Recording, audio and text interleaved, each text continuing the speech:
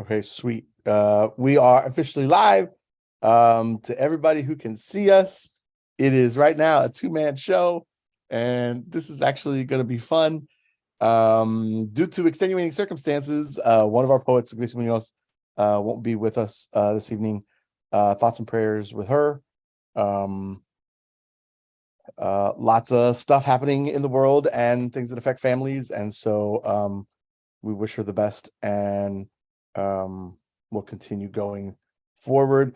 Because this is a great opportunity to talk about, I think this will be a good chance to talk about writing life, and also share poems, and then talk about like all the things that happen when you're a poet laureate. This gives me opportunity to do introductions, and then have a good conversation and do poems with two poet laureates. One who is on his way because he is currently doing the work with a set of students, and then traveling back to do this reading this evening. But currently with us, the most recent Houston Poet Laureate, Emmanuel Outspoken Bean, is New Jersey born, San Antonio raised, H-Town based, military brat who was introduced to the arts and world culture at a very young age and has not let go of it. Quote, an energetic pioneer for poetry in all its different sizes and shapes, Bean is dedicated to making sure that poets get heard, end quote. Emily Hines of Art and Culture magazine wrote of Bean. Bean uses poetry to engage different mediums and institutions to create new and engaging art, such as being the first poet to perform on Houston's ballet main stage with their production play. He has also been commissioned to write and perform a national campaign on diversity for Pabst Blue Ribbon and Vice, while creating and producing his own festival, Plus Fest, the Everything Plus Poetry Festival. In 2008, Bean helped develop Texas's largest youth poetry slam organization and slam team, Metaphor Houston, with Shannon Buggs, shout out to Shannon, and Diverse Works, shout out to Diverse Works, in which he still coaches and uses as a vehicle today to mentor Houston's youth. He started performing spoken word in 2005. Outspoken Bean is a true Renaissance man and culture bearer through poetry. Bean's willingness seeks, finds, and collaborates and creates new ways for people to experience poetry through multiple mediums. He most recently completed his tenure as Houston's Poet Laureate, serving from April 2021 until just now in April 2023. So, Bean, thank you for joining. My man, what's up, brother? It's a good time, yo. Oh yeah. So normally the way I was doing these was three artists would join. I do all the intros, and then we get to have a cool opportunity to hear each of the poets. But this is going to be a different, but kind of intimate, kind of cool way of doing the work. Because honestly, I think we get more time to like have 10-minute phone calls to talk about what we're working on than actually like talk about any of the stuff that we're trying to build with our own writings. And so Yeah. I want to take the time, if you're cool with it, to talk about like all that. Yeah. And then whatever work you have to present this evening. So Oh yeah, man. So let's get into it. I'm gonna start off with thank you for doing this, because these are kind of interesting ways to engage in the poetry work. And then B, now that you've had like a week and a half of not being the current poet laureate, have you had a chance to rest, recline, take a nap, breathe? Like has any of that Well, happened? my day, I was granted my own day for April 8th. Congratulations. Thank you. And so you'll be at in celebration of Outspoken Bean Day. Yeah. Yeah, this weekend, the 29th, even though it's on the 8th. So, this month, poetry month for me was still pretty busy. I've went to Mexico City, you know what I'm saying?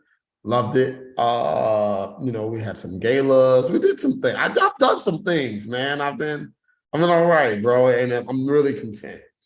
I'm really content. I'm really excited. I'm really happy about what these opportunities are coming from.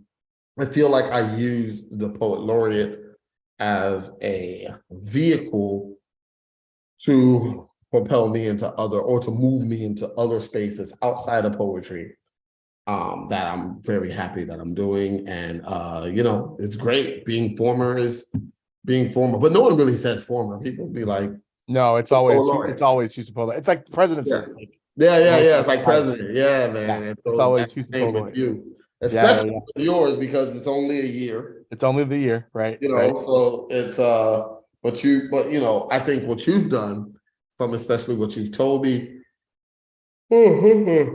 long days, Lupe. Yeah, Long I got you, man. Yeah, I got you. from what you've told me of how TCA is and everything, like they're like, oh, you don't gotta do all that. You can just chill. Like I want to be in this. I want to be in this mix, and this is just awesome. So Thanks for wanting to do this. So, okay, I saw lots of your postings and where you've been, which is always jaw dropping. Like every time I see you get to thank talk, you. it's like fleeting minutes of, hey, what are you doing? Hey, what are you doing? I'm doing this. Okay, I'll talk to you later. Okay, I goodbye. And then hang up Yeah. and move on. So, Yeah. like, tell me about Mexico City. You also just recently performed at a very prestigious, amazing spot. Tell me about both of those things. Yeah. So Carnegie Hall was in March. Congrats. Thank you. Yeah, man. Carnegie Hall was in March. It's everything you think it is, man. Correct.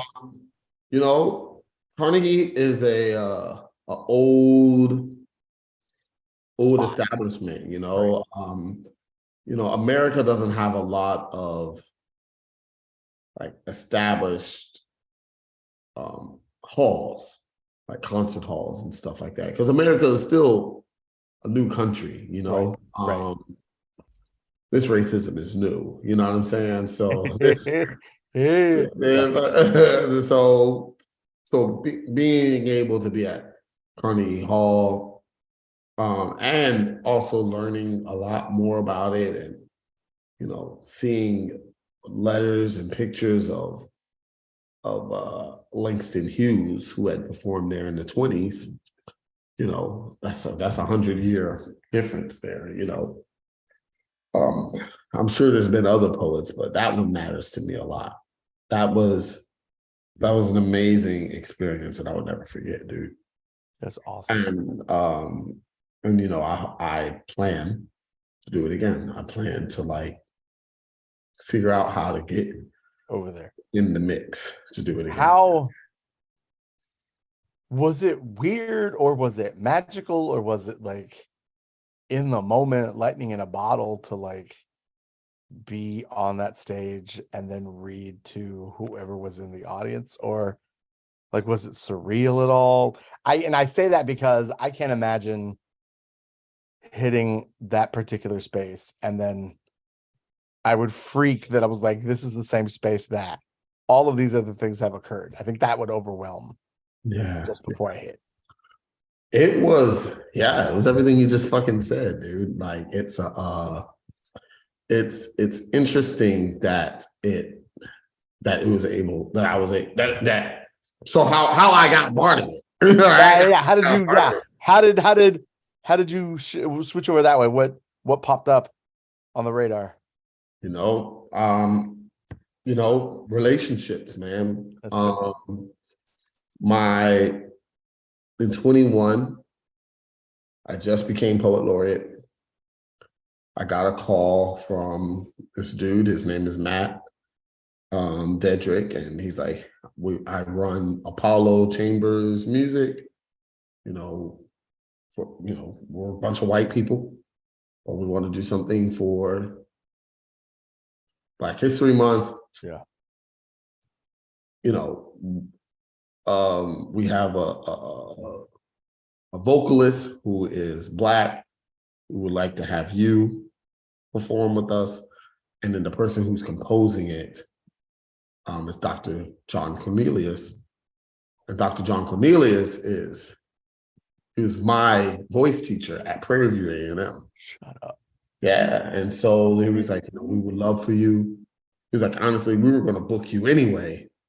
we were gonna book you anyway. But it just sweetens the deal that you're poet laureate. And and that was at the Holocaust Museum. So we did that. Then, we did like a small tour around Harris County Public Libraries. And then at the end of 22, dude, he hit me up and he was like, hey, we are going, would you be interested in performing at Carnegie Hall? Slice. Yeah, right. Like, yeah, boom, that's it. That's it. Blessings. That's how it works. And it's interesting talking to him is because he has, what is it, man? It's interesting talking to him because he saw it as an opportunity to. He saw it as an opportunity. This was his third time performing there. Oh, wow. Because they've always, like early in their career, like 10 years ago, they knew having Carnegie Hall on their TV would elevate them. And people needed to see it. And it's elevated me. That's good stuff. Yeah, dude, it's just picked up, bro. That's awesome. It's crazy. That's awesome. Congrats, man. Congrats. Thank you. It's crazy. It's crazy. All right. So Mexico City, because Mexico City was just for fun. Tell me about your experience in Mexico City. I gotta stop listening to America talk about other countries. That's a thing. To be that close to a global city, to Houston's a global city, but to be that close to one of the third largest city in the world. It's right there. And the fact that the city's older than older than the US is also the thing. Like, yes, the things. Bro, to be 2-hour flight. Yeah. And you're in a city that is incredible, that is immaculate, that is vibrant, world-class cuisine for a fraction of the price. Yeah. It's right there.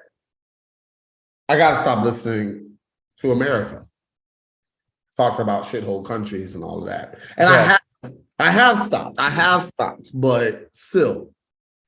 Because it gives you that I think that's the thing that I always grew up with was the complexity of like knowing what's here and then traveling. Because from where my family lives in Mexico, so like from where that house is. Oh, wow. Is an hour from Guadalajara, which is the second largest city in all of Mexico. Still older than the US.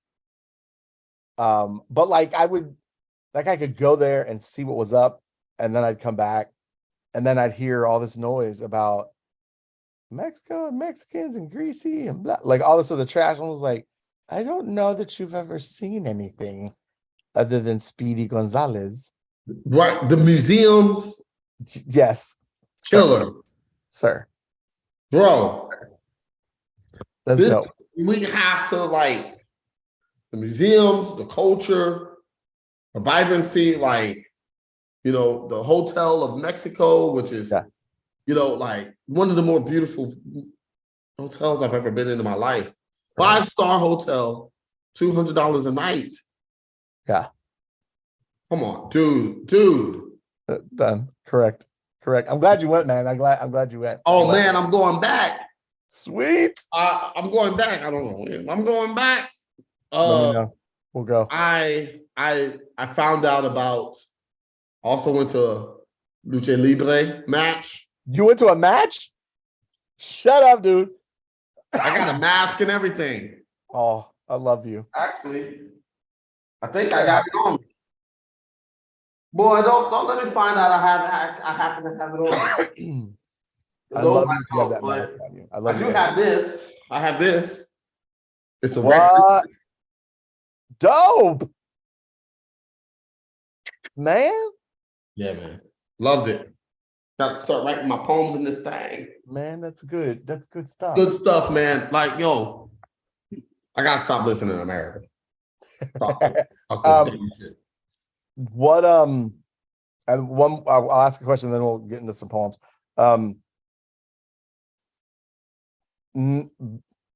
Not the question that's super capitalist. Like, what are you gonna do now that you're done with the poem? People asking the same question. It's yeah. No, it's so annoying. It's the most annoying question. So my actual question is, what are you doing to take care of yourself after like Resting. Bro, the tumultuousness of like that's a great segue. Resting. Resting, because with rest builds strength. Yeah. You know, so I'm resting. So, like, what are you doing to like push back from the table? Like to like, are you reading anything? Are you listening in anything new? Trying any? Obviously, a trip right now, man. The practical stuff. Like I said, resting. I'm doing like a spring cleaning in my house right now. That's dope. Like get this dust out of there. Looking for property. I plan to buy. Yeah, man. I gotta get myself in a healthier space. You know what I'm saying? And yeah, I got to. I have no choice, dude. That's good. And so listening to new kinds of music. I'm really digging Ampe piano. Yeah. AMDA piano, which is out of South Africa. It's high energy, but it's also like there's no words unless you put words to it. I vibe with it a lot, and lately I've been writing to it and creating to it. So, but really, man, the first thing I need to do is like, you know, make sure that, you know, where I pay my rent, which is going up, looking for a new place to stay. Yeah. And but I don't like that question because, like you said, yeah, one is capitalistic, but two, it's very much like yo, what I tell people is I was a poet before I was a laureate. That. I'm doing the same thing, baby. Yeah. What's up? What's up with the opportunities? And yeah, so that's where I'm at, brother. I feel like I'm starting to get the questions like, so what are you gonna do when you're done? Like the same thing I was doing while I was doing this. Like That's what I was doing before I got it. Right. It's weirdly, the other part to it is also not that it negates the work you were doing as poet laureate, but it's this assumption, not assumption, maybe it's I don't know, maybe I'm into my feelings about it. It's the concept of, why are you trying to push past like all the things that I just got finished doing? Like, isn't that enough? Because it's enough for me. So can it just be enough for anybody? That's interesting. You look at it that way. Like, why do I have to look forward to something else? Can I just like take a minute and be like, look at the good stuff, and like just take that moment? Because that's interesting. You look at it that way. I see it as, hold on. Yeah, you're good.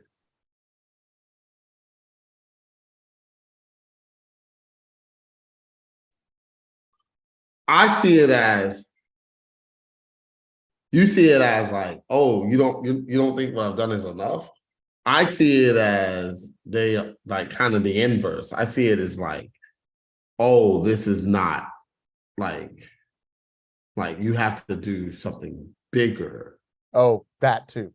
You know what I'm saying? Yeah. How can you top this? You know what I mean? And what's next? Yeah. Yeah, like, you know, and to me, it's like getting a day. That's pretty big, right? Like, you know, getting my own day. I plan to do stuff with this day. So, man, that's how I see it, bro. But it's just it's all over the place. Yeah. Man. Well, cool. Okay. So whatever poems you want to share, or How many? um Or you want to do the one idea talk? was like Want 20 to do minutes. one talk and then Do one talk, and we can do that. How's that feel?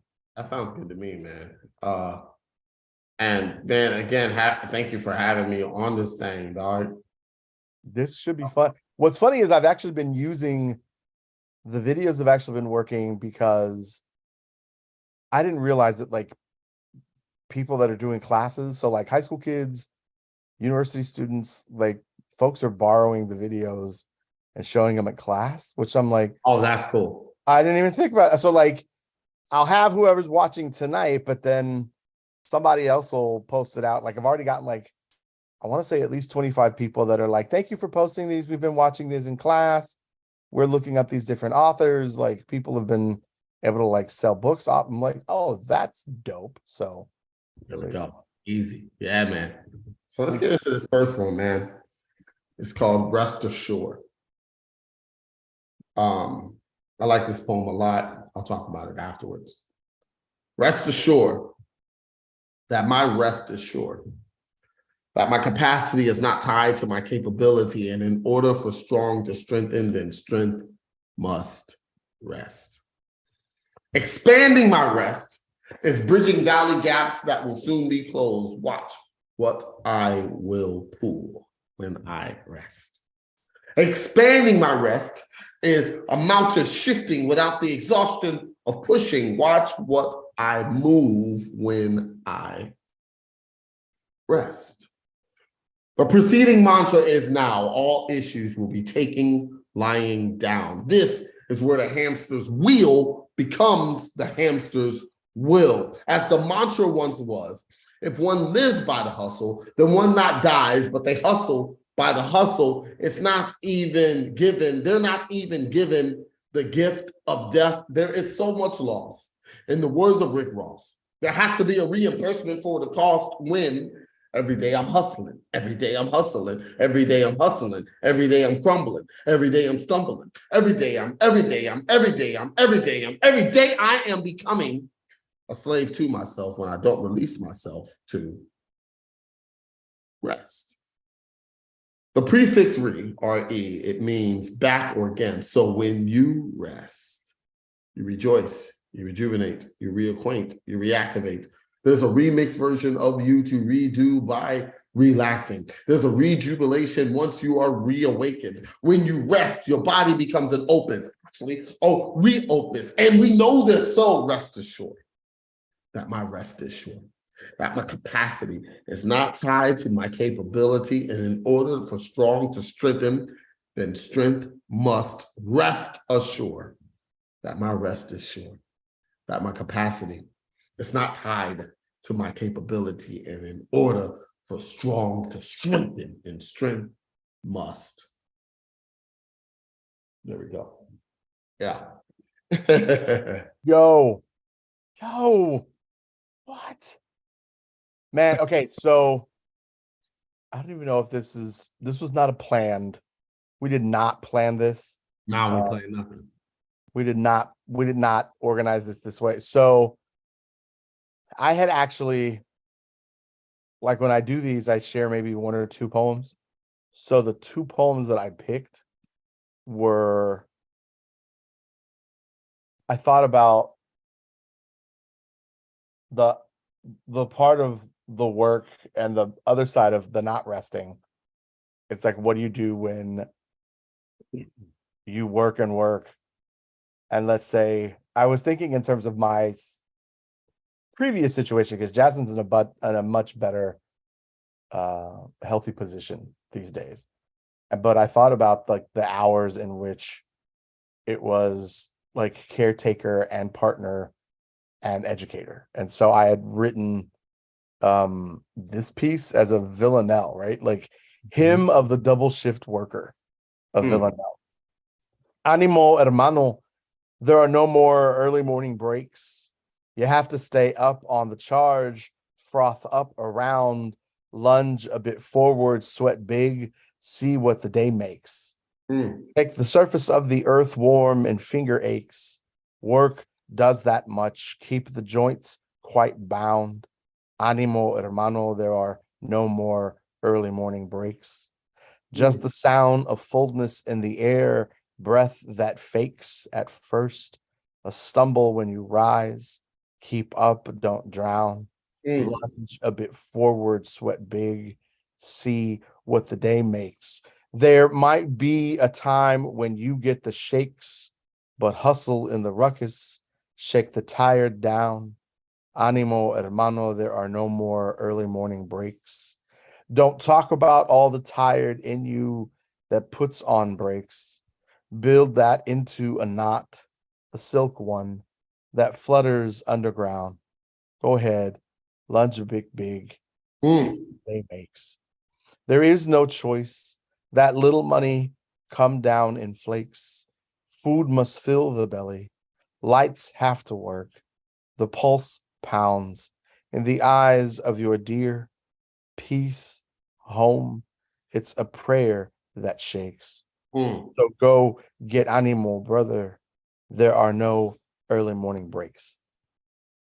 I was thinking, Love it. man, it's this like I thought about the moments in which there was actual peace and quiet in the moments in between.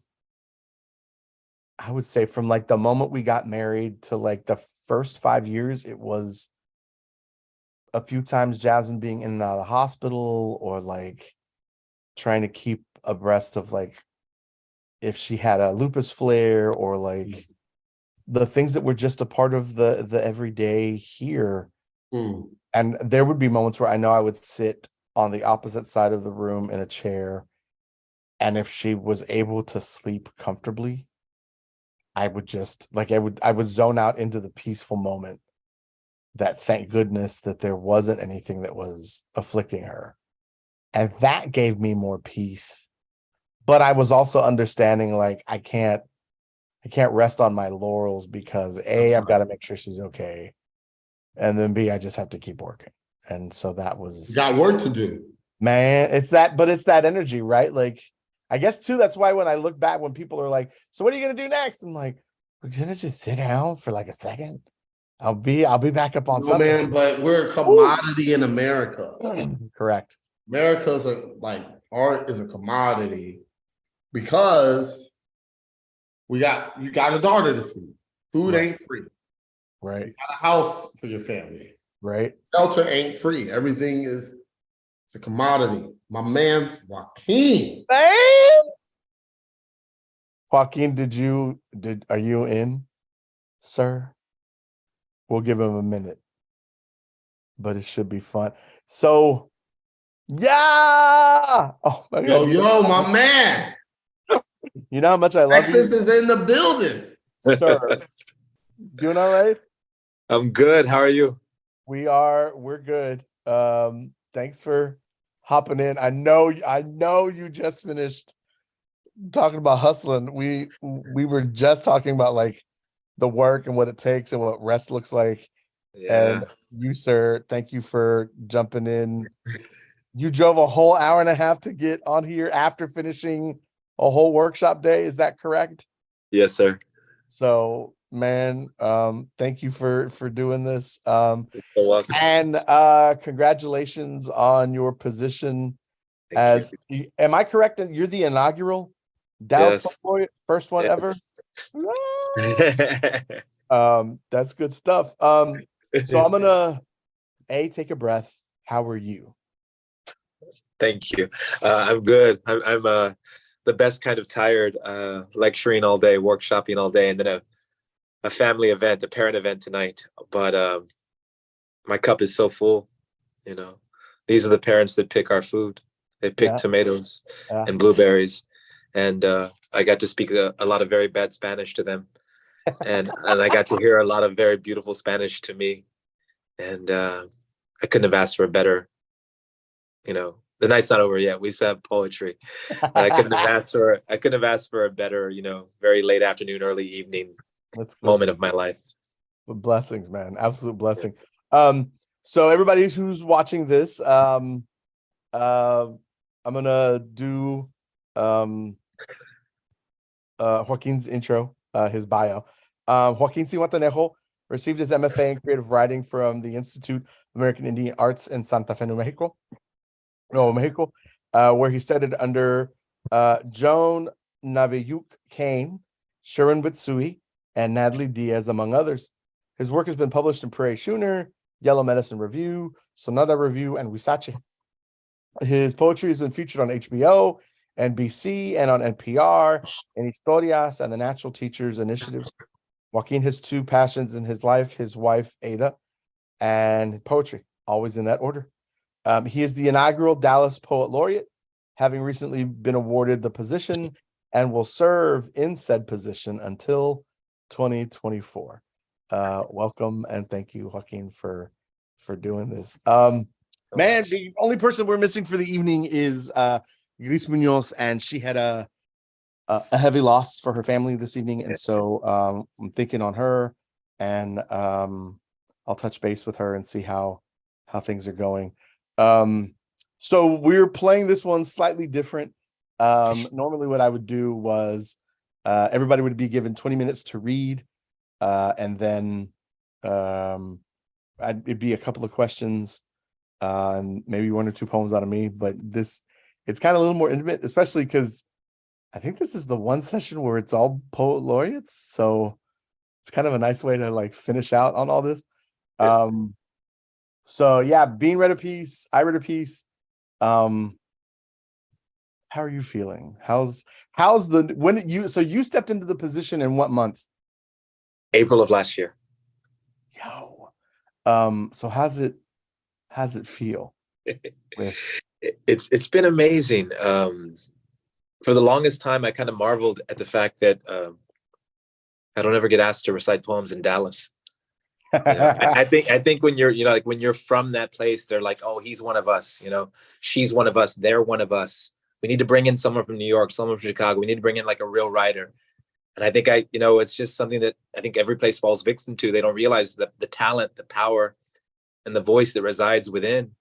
But this position has opened so many doors. That's dope.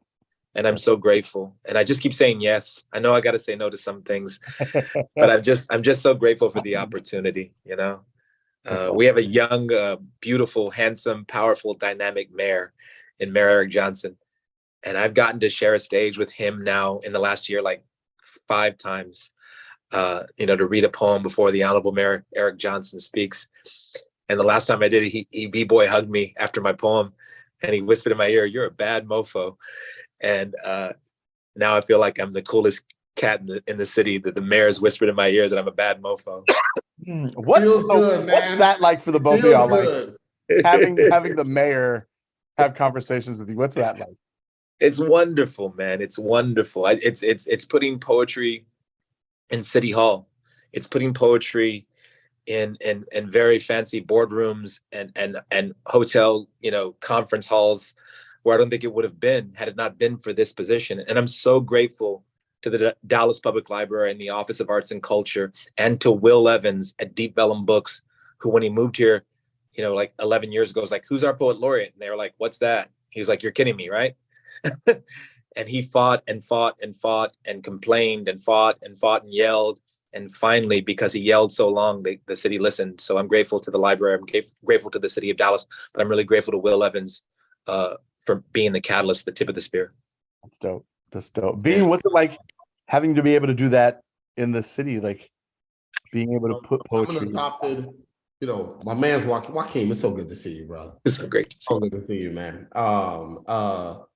Joaquin is born and raised Dallas. You know what I'm saying? Born and raised Dallas, and I'm not from Houston. And Joaquin and Vocab, born and raised, she's born and raised in San Antonio.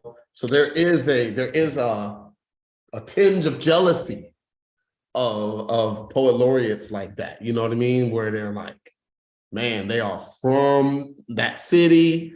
They stuck it out, and crafted and created and became powerhouses in the city that, I don't want to say birthed them, but the city that they know life and home to be, embracing them. A close second I can imagine is your adopted city doing that for you. And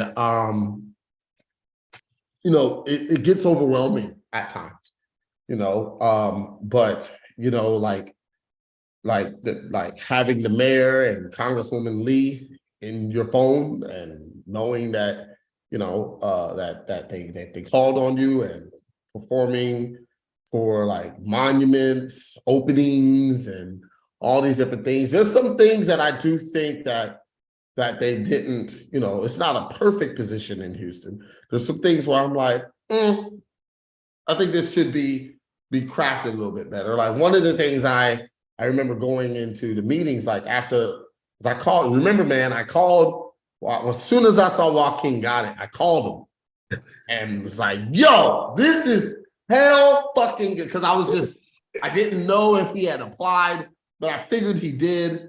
And I just felt in my gut that it should be like when I saw that because Dallas Public Libraries had contacted me to help like, what should we look for in the poet laureate? And I looked at the application, I was like, y'all just put it out. like, you know what I mean? They only had like 7 applicants. I was like, y'all have to like beat the pavement. And if there's anything, if Dallas Public Library is anything like Houston Public Library, you're probably not doing it enough.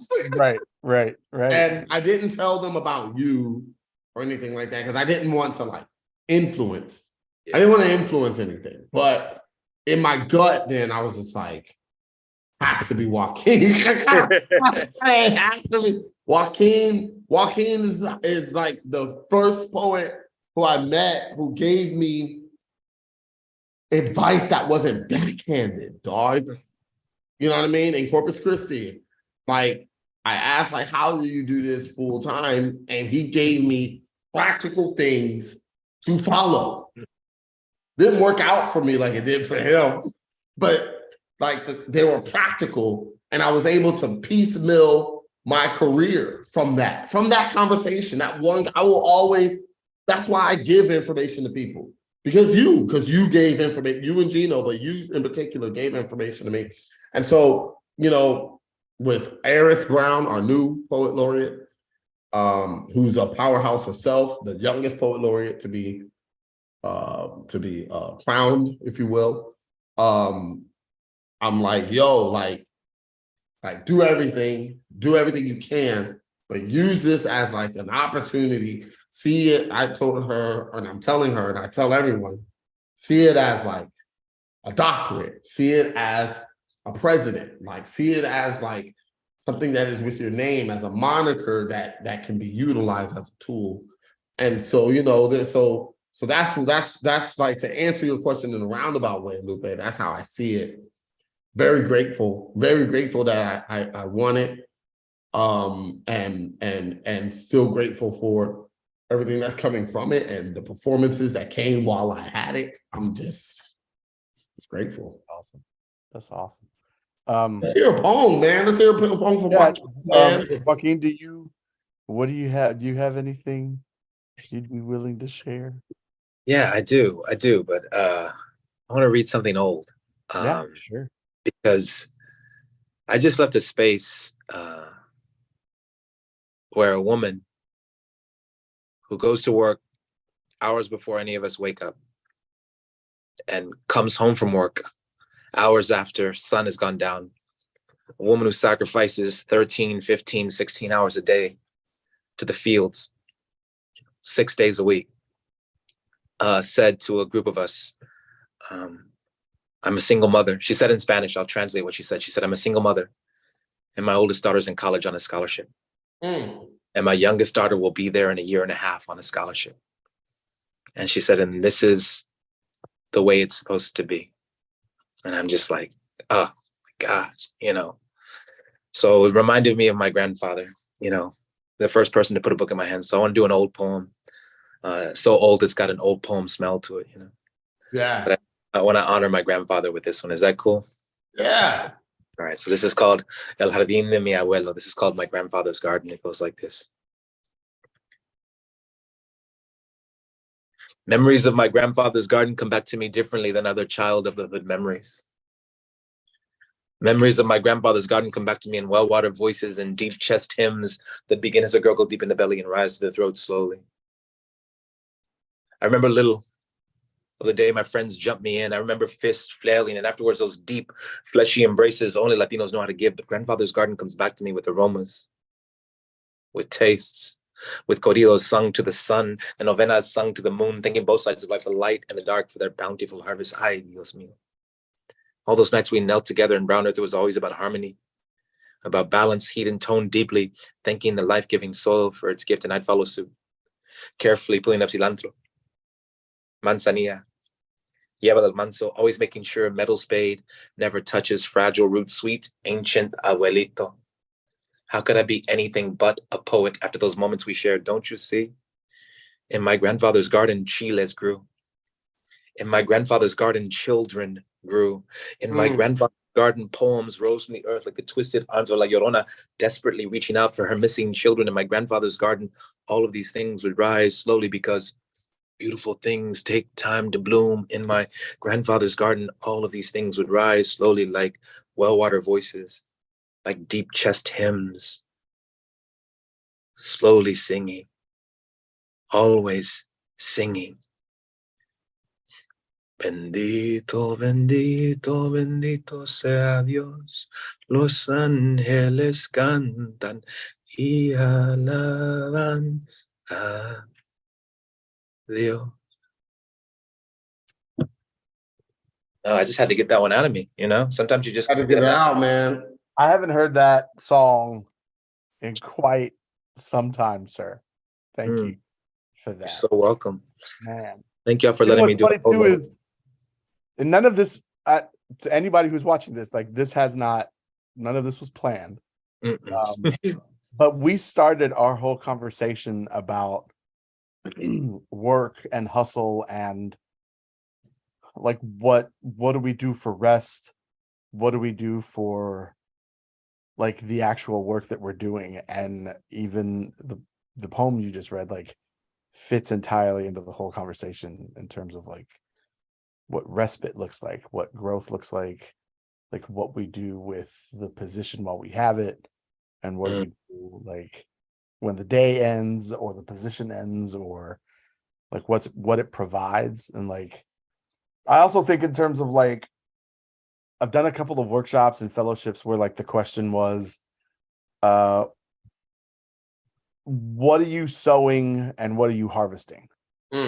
Right. And like either on the daily or after the time that you spend in a spot or a place, I think I see the time as poet laureate, like let me hustle as much as I can, as quick as I can, differently, because this term is so short. Like it's the year, and then I gotta get out of the chair and somebody else is gonna do the thing or do whatever they're gonna do, right?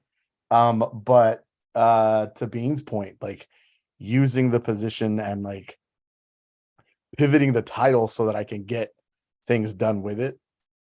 And I think it's worked out really well. My hat's off to both of you for doing a 2-year term.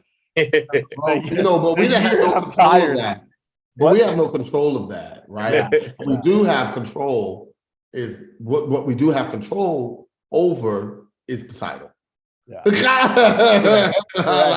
Like the title, even after you're done, like you still have the title. You still have the title. That's how I kind of listen, man. Like at this point, so many poet laureates came out of the slam scene, and that's no surprise. Not no surprise. Yeah. There's no surprise that the first poet laureate I remember that was like a poet that I knew from nationals, and I'm talking to Joaquin primarily, was Bellamy, was Hakeem. And Albuquerque or Thank something. you. Yeah. Albuquerque, New Mexico. That was I was like, wait, they do. So like it was such an eye-opening moment, but like getting people this title who are charismatic, who can move at a dime, who have poems that move you when they say them, who can move you when they just talk. This is a public position. And I know that there's been some poet laureates that have written manifestos who said they do not want to do that. And I don't understand that logic. Because it's such a great opportunity. And especially as a performance poet, but it's such a great opportunity. And I think it's like, you know, as writers, we don't get a lot of like crowning opportunities like that. And this one is like, it's worth it, I feel. I think the first time I'd ever heard of the position, it was in reference to Amiri Baraka. Yeah. I heard about that too. And looking at, from an activist standpoint, like how he used the position to do stuff. And then when they were like, but you got to stop or we're going to take the position away. Oh, we're going to take it away. Yeah. And he's like, you know what? Fine. Take the damn thing away. Then And he take didn't give a damn, it. and he still continued doing all the things. And I thought about that in terms of my time. I was hopefully, and I mean, being you already know we've had the conversation. Dan Patrick didn't pay attention to who they decided to because it's like I've been writing a series of poems using the press releases from each of Dan Patrick and the governor and Ken Paxton, like throwing back at them. I've actually gotten a couple of emails where I've you know, they're like, thank you, we've noticed it. They're not for that use, and I don't care. And so I've continued to do it, and I mailed them back. All right. So the question to you, Lupe, is like, because you know, we're from being Frank, being Joaquin, our poet laureates, or I was, with Democratic cities. Like they kind of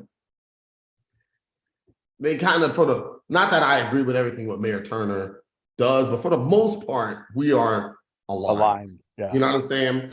And I'm assuming that's the same for you, Joaquin? Yes, absolutely. Yeah. You are not aligned. With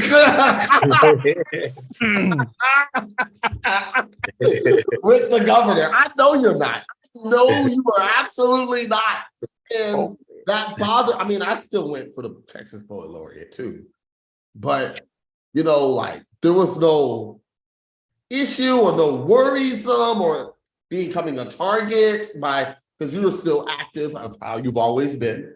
You know what I mean? I was shocked that you got it because of like, I remember the banned book tour that you organized, right? So I'm curious, man, like, you know, safety and things like that. I don't know. So I will say I get hate mail. I've gotten messages on my socials. Random people will call my phone, cuss, and then hang up. And I don't know. I've had my websites try to be hacked at least 5 times in the year. Because you're not writing about blue bonnets. Right. And it's not it is not new to me when we hosted the caravan and went to Arizona. We made the news. We made the national news. We made the news in New Mexico and Arizona and Texas. We made the news in San Antonio and in Houston going, right? When we came back, the week after when we came back from the caravan, we took it in spring break of 2012. The week we came back from, like Tuesday morning, Tony's website, Liana's website, Brian's website, and my website, all of ours got hacked and they were torn down. Because your website used to be lupemendez.com. Yeah, and we had to do some flipping around, and that's when we realized it's either people that are on the outskirts that are seeing all this and coming after us, and if we did this again, this is what we're going to run into. And so, I when I got the position for poet laureate, my first reaction was like, "Oh my God, a poet laureate!" And then my second reaction was like, "Oh, they don't know what they're doing." And so I took a little bit of time to like mentally plan out how I was going to do this. And then there were the sub parts that I didn't say out loud. Like I didn't say that I was going to do a blackout poetry project, that I was going to take their press releases. The only person that I actually told about it was Felita Hicks. We had a conversation about how was I going to use the position to like stick it back to them. And I was like, to blackout. And the beauty of it is with the state poet laureate position, we automatically get a book out of it.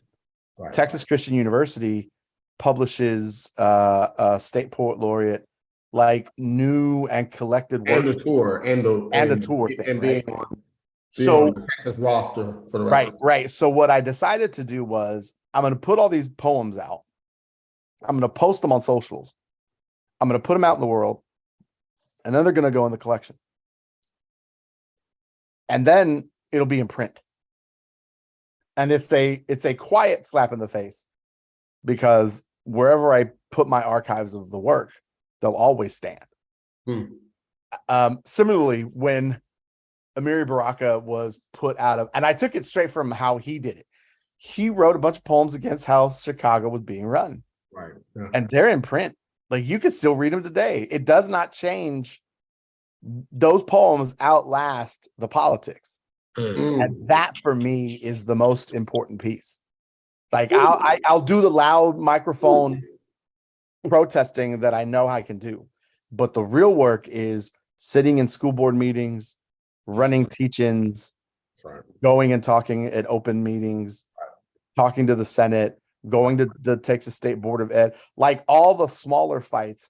Now with my title, I step into the spot and I say, I'm saying this as an educator, but more importantly, you're a Texas State Poet Laureate. And then people's eyes are like, what? The one fear I do have is they're going to catch up to this, and the likelihood that they may, like if I did this really well, they might cancel out the position, but they would have to kill. They've done that several times. Right. Like they might kill the poet laureate position and leave the musician and the two artists. In which case I know that I got under their skin and they decided to cancel it. In which case then I become the last state poet laureate for the time, and I get the last word. Because I haven't seen, or they haven't announced it. They haven't announced So it. here's my fear. Nobody that I know in the circle of friends that we run with in our poetry world, nobody's actually said I'm a finalist. And that's scary because nobody's heard anything. No. I talked to Anina. I mean, I've tried to call Anina. I know they're super busy. She hasn't replied back. So who knows what's up, but yeah, that's. Can we do another round of poems? Yes, please. Go pretty soon. Yeah. Bean, what do you got? You got anything? And this is so good. I wish it could be longer. I'm trying to think. So I had my project, the Space City Story Tape. It's out. It's on all social media. All listening platforms, Spotify, Apple Music, wherever you can find it, wherever you get it, it's everywhere. So I would like to read a poem from that. I haven't read it in a while. It's called Haley Comet. A Change to Hue. Here we go. There's a beauty in watching people love on their loved ones. And there's also a reassurance with Haley Comet's cycle, which is every 75 to 79 years, to the naked eye, Haley's Comet becomes visible. This is known as the short period comet. And if you're lucky in a lifespan, a person can see it twice. April 11th, 1986, Haley permitted herself through the planet's sky. 40 days later, I was born. Unfortunately, I missed my Haley's optical kiss. With this, one day I was standing outside of Hobby Airport departures and watched people being dropped off by their loved ones to catch their flight. But first, they caught a travel safe. They caught a warm embrace. They caught they caught they caught a catch that led to their kisses before because there is no guarantees with see you laters, and the word goodbye derives from Godspeed. So every embrace I would see in turn would be a hope that they would arrive in arrivals when they return. On this abnormal cold morning at Hobby Airport, I saw about 20 Haley releases, and not one hug, not one touch of the face, not one kiss was mediocre, but each one was meteoric, leaving passionate craters on the sidewalk. And I pray that each loved one's cargo will not meet life's embargo. Promises are not boomerangs. Even without knowing them, I want them to claim more than just their baggage. I wanted to say, you will not be remiss as a thief in this moment if you go and just steal your kiss. The reality is Haley's comments will be seen again. And love is only tangible for those who choose to capture it. The amount of various variables of man-made errors when it comes to flight are too much to count, so don't. Just embrace. This is how you even your odds. My chance to catch Haley's comet is in the year 2061, and I hope to catch that sighting. However, each time I board a man-made rocket to become a man-made comet, I am giving love for my return.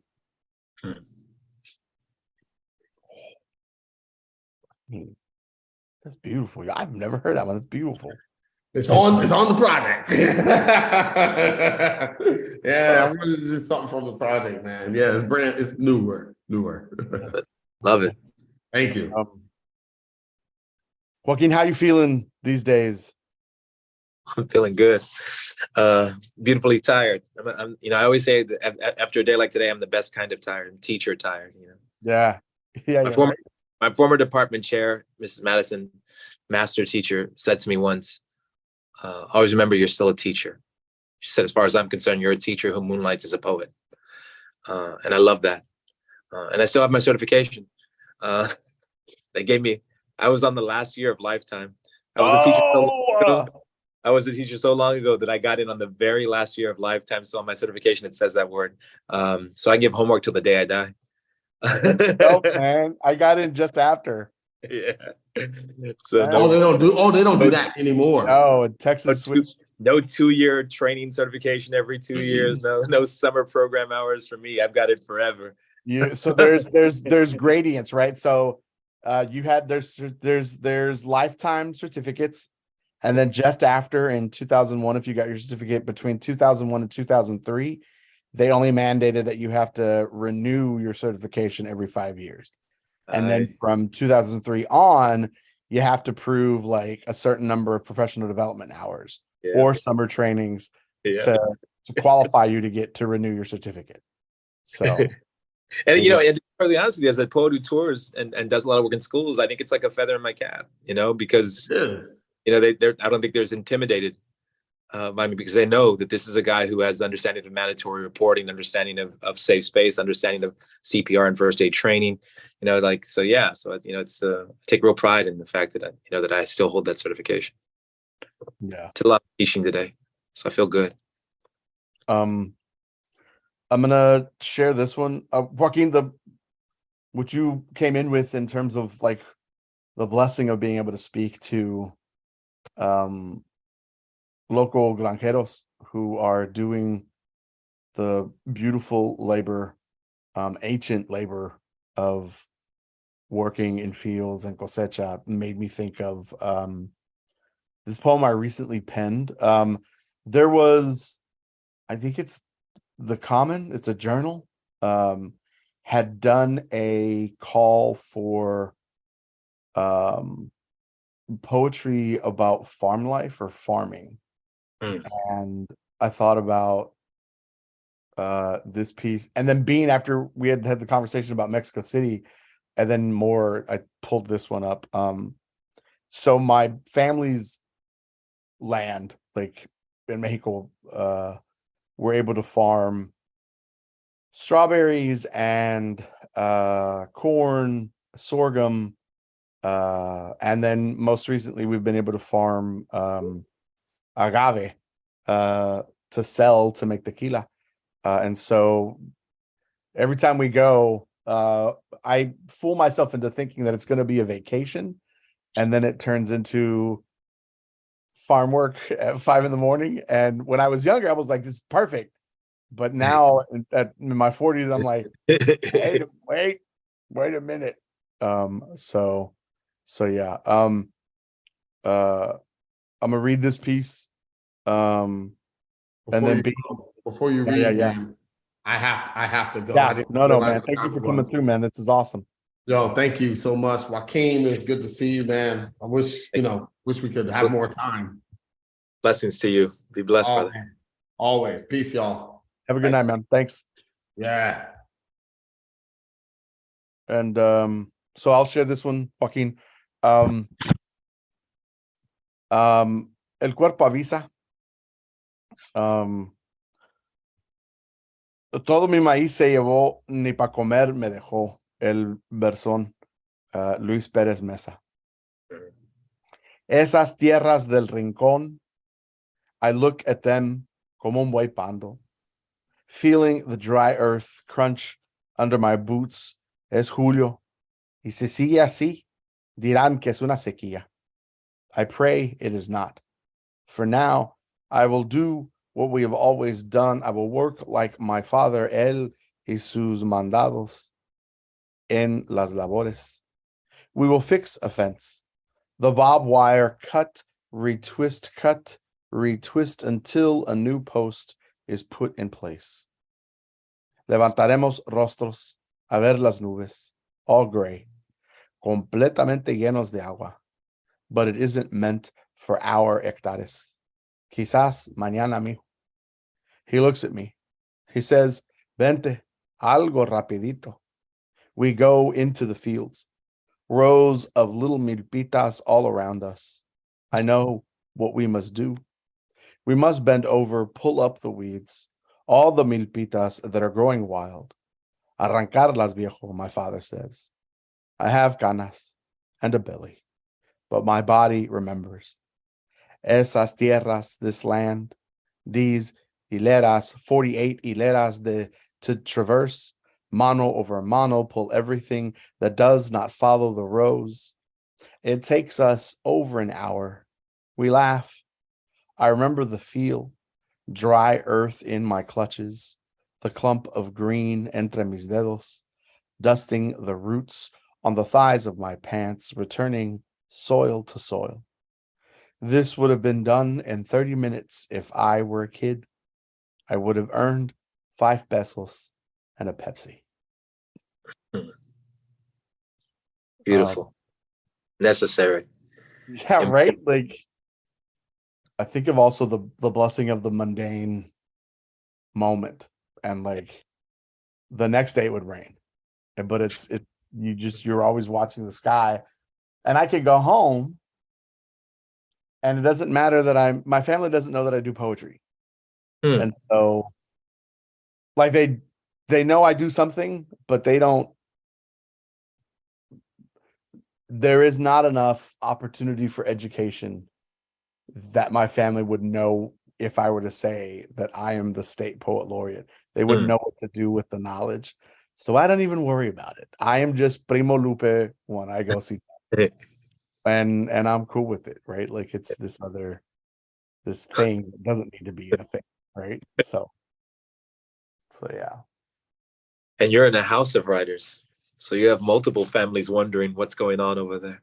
It's interesting too. Like Jasmine's family is they're a bit more educated and are super supportive. Like her parents are like at every reading and like they know what's up.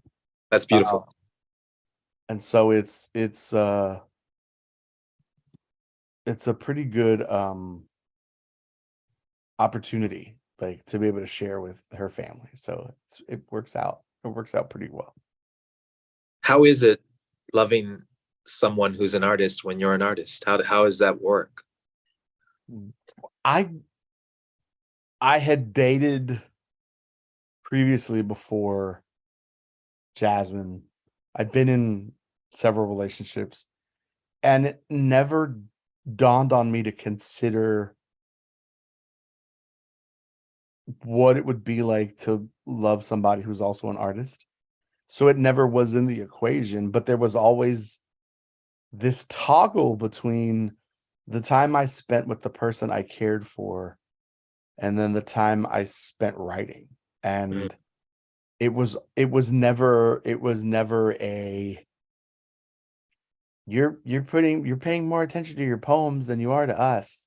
Like those were the kind of conversations. And I was like, I got to figure out what that means. And then I was in a relationship that bottomed out, and I was very single and enjoying singlehood.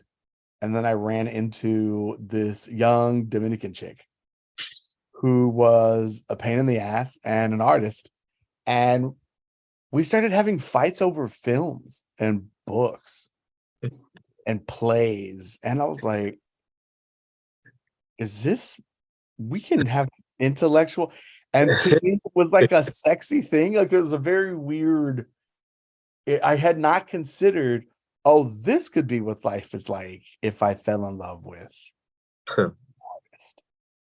And so, yeah, like it is amazing and infuriating. Like we have completely different writing styles. So like she's an early morning writer, and I don't want to see the sunlight. Like if I can sleep until 10, I'd be happy, but whatever. And she's like up at the butt crack of dawn before then. She can be up at 5. She can write. When she's put together a poem, she like fusses with the poem in her head. And it is a fully formed poem when she gets it out on page. Wow. And I don't. I'm like, I have a feeling. And I will throw up on a page, and it's like a whole block of text. And then she gets overwhelmed. She's like, oh my God, what is that doing? And then I chop it up into whatever.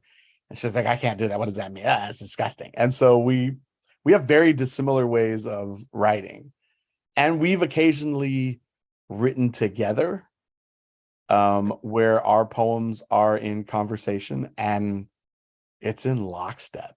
Like we don't always perform together, but when we do, it's like it's this whole conversation happening, and it's a beautiful context that, you know, just kind of happens.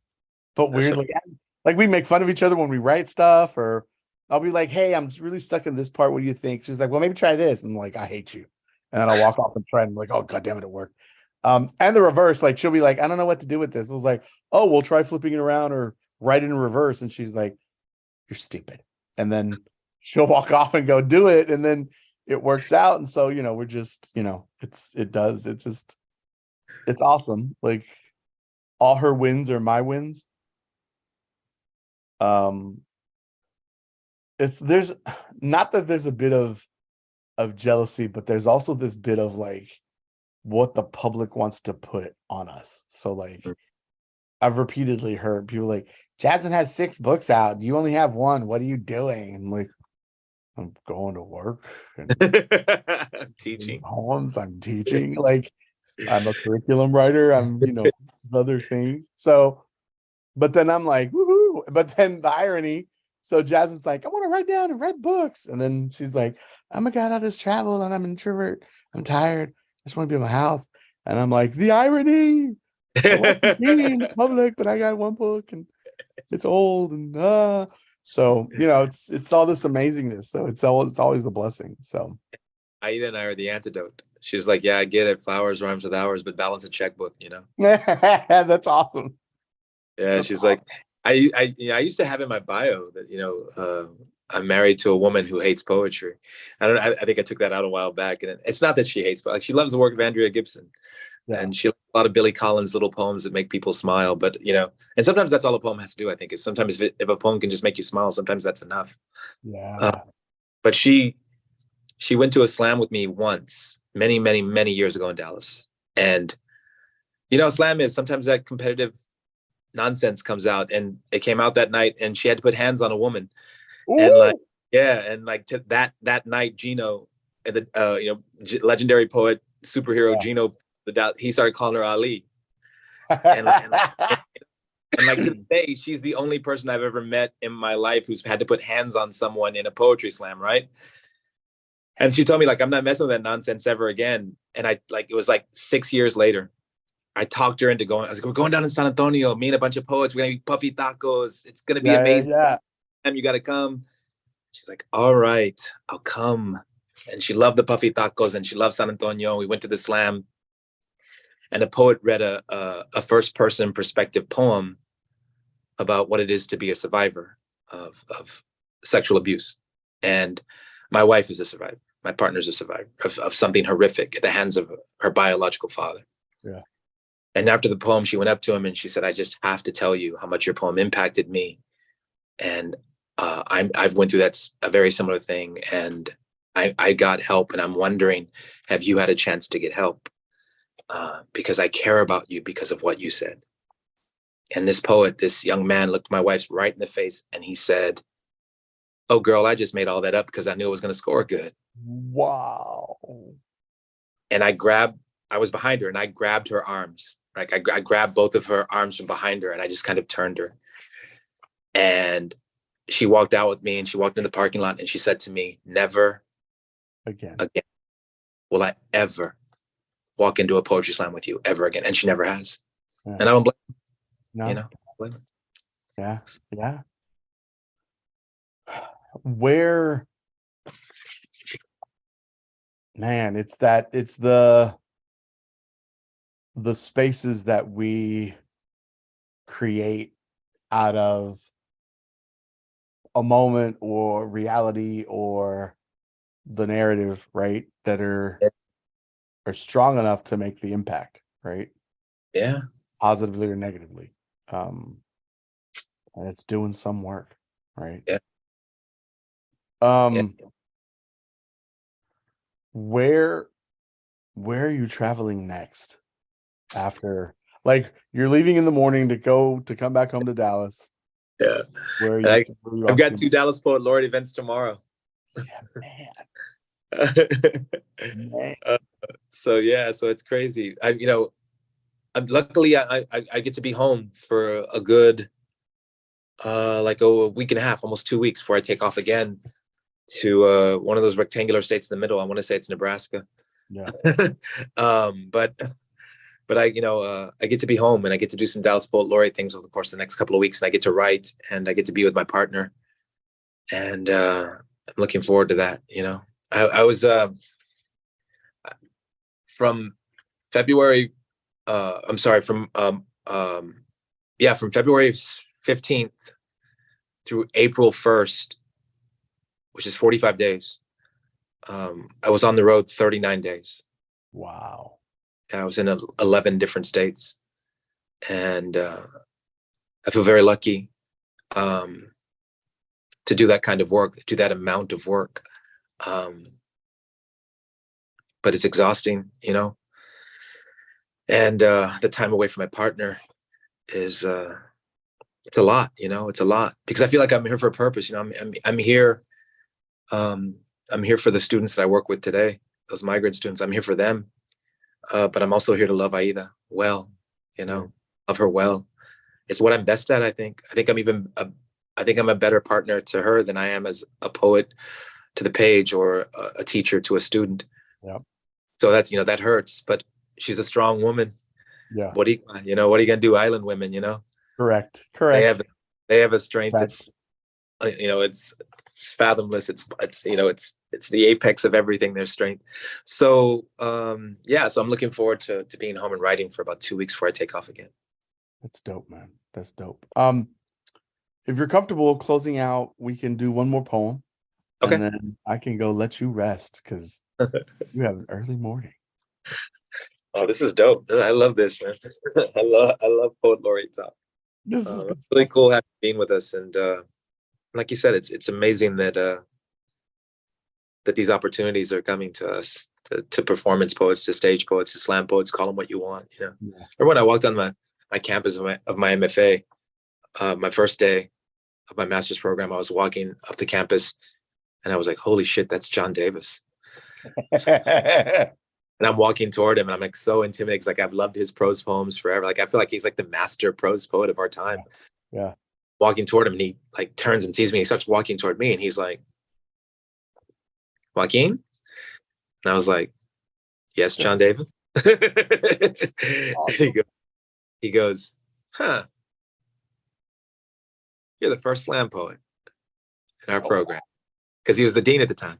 Yeah. And I've been there 30 seconds, and I'm the slam poet, right? And he said to me, "I thought it'd be Hakeem Bellamy. I thought Hakeem Bellamy would be our first master's recipient from this program because of his proximity. But welcome. It's good to have you." And I walked past him, and up ahead was Sherwin Bitsui smoking with Joan W. Kane. They were smoking outside. And I was like, "Oh my God, Sherwin Bitsui, that's Sherwin Bitsui. That's the Dene genius right there. That's the, you know," and Joan W. Kane is like the smartest person in any room she's standing in. And then there were some others, I think, master's students there as well. Kind of, all the smokers were hanging out. And I just kind of walked up and said hello and told them how much I love their work. And Sharon was like, "Look, y'all, he's famous." I looked him up. He's got a lot of YouTube videos. And I was like, damn, like, I was like, I've been here 45 seconds and I've been reduced to the slam poet and the YouTube poet. Wow. But Wow. but it was a beautiful experience because, like, you know, studying under Sherwin, who's an elliptical poet, was brilliant for me because I'm not an elliptical poet. I'm a narrative poet. I tell stories in my poems. Yeah. And he strips the poem of the story. It's nothing but the image. And Right. you have to make the narrative yourself, or thread through the images to try and find a narrative. And I've my new book, Occupy Whiteness, there's a lot of that in there. And I'm so grateful to them. And I'm grateful to the opportunities that we all have now. And I'm grateful to be alive. And I'm grateful that I get to share a poem now. So I'm going to share a poem. My new book is called Occupy Whiteness. It's these very sparse hybrid erasures that made up the bulk of the book. And my editor is Sebastian Paramo, PhD. And they are brilliant. And I'm so lucky that they're my editor. And they said to me, "Joaquin, I love your book and I've loved working on it with you, but what if you embrace the hybrid form even more? And in the middle of all these hybrid erasures, you insert prose pieces. And who knows what they'll call this book? Maybe it's a poetry collection. Maybe it's a hybrid essay poetry collection. Maybe it's just something all its own." But he said, they went on to say that I kind of liken this book could be something like Citizen, like from the immigrant perspective. Yeah. And that just thrilled me because Citizen sort of shaped my master's thesis in a very big way. And I'm a huge Rankin fan. And so I said, yes, let's do this. And I started inserting these sort of blocky, very dense prose things into the book of these very spare, hybrid erasures. There's a lot more white space than text. And so here are these very dense things. And then I came up with the idea of talking development, finding a good translator. And I want the block prosy things to be in Spanish first. Yeah. And then in English after the fact. And I also want them to be undocumented. They'll be untitled and they'll be undocumented in the contents page. But equally important, just as important as the documented poems, despite the fact that these are undocumented. Yeah. And so this is one of the pieces that's dense and prosaic and is going to be in the poem. And I wrote this because of an experience that I had at Tin House in Portland. You know, my favorite thing about Dallas is, yo, anyone listening, here's my favorite thing about Dallas, Texas. It's not Portland. It's my favorite. Because Sir. I was in Portland for 4.5 days. At Tin House is like 8-day experience, and it's around poets from sun up to sundown, man. Yeah. And after 4.5 days of being around poets from sun up to sundown, you know what you want to do? You want to get the Go. hell out of poets. Right. That's what you. Is Correct. why did the universe make us so neurotic? Yeah. And so I left and I went to explore Portland, and I was out in it, man. I mean, I was doing it. I was doing Portland, yo. Yeah. I went to like 4 coffee shops in the morning. I don't even drink coffee. I went to like 3 independent bookstores and, a place that showed chakras and crystals. I mean, I was like doing that. I mean, I am experiencing Portland today. Yeah. And after about like 8 hours out in the world of Portland, I realized I hadn't seen one person of color in the entire city. Yeah. And so I wrote this poem. It was inspired by what I saw in that city and what had happened at the day before at workshop at Tin House. When we went outside, Dorian Locks took us outside to workshop, and a bird shit on me. So somewhere between that bird shitting on me and what I saw in Portland, this poem came to be. And this is called Signs. Today, a crow shit on me. This is not metaphor. This is fact. This poem would be more romantic and less true if I wrote it raven, but it was in fact a crow. There are more Black Lives Matter, Love Wins, Diversity is Celebrated posters hanging in storefront windows in Portland than any other major city in the United States. I have been here 4 days. I have yet to see a person of color in Portland. One might argue the 25th largest city in this country is not a major city, but with a combined statistical area, it comes in at 18. I find a bar graph online depicting the racial makeup of Portland. 74% white, 8% Asian, 6% Black, less than 1% American Indian. There is no bar graph labeled Latinx, Latinx, Latina, Hispanic, Chicano, Mexican American, Mestizo. There is one labeled other. We might be in there. A group of crows is commonly called a murder, but can also be known as a muster or a storytelling. Some of the most woke white storytellers live in combined statistical areas that are 74% white. Those writers too have signs in their front yards that read, all people are equal, people and planet are valued over profit, women are in charge of their bodies, as do their neighbors. There are signs everywhere in Portland. There is no way for sign makers to keep up. I do not know why a bird shitting on you is a sign of good fortune. I fall back on the advice of my students. Mister, Google that shit. So I do. Theories vary. The first search yields me 3 possible answers. 1, it's messy and disgusting. So is childbirth. So there must be something good about it. 2, after being shit upon, yes, the website used the word upon. It did not use the word shit. By a bird, one's day surely cannot get worse and thus can only get better. 3, it has everything to do with the odds. Something along the odds of winning the lottery or of being killed by a white police officer under the North Skidmore overpass near Interstate 5. If you see 5 crows, sickness will follow. If you see 6, death will follow. This is not fact. Perhaps it is metaphor. Certainly it is superstition, but aren't all superstitions rooted in truth? And just like that, I see a person of color in Portland, somewhere near the corner of Powell and 12th, a striking, robust, Black man pictured on a billboard that reads, "This is a toxic-free zone." Sitting in Pine State Biscuits, I can hear the 2 white cooks calling back to Alberto, who is washing dishes. From the angle of my booth, I cannot see Alberto, but I can hear him. He is there.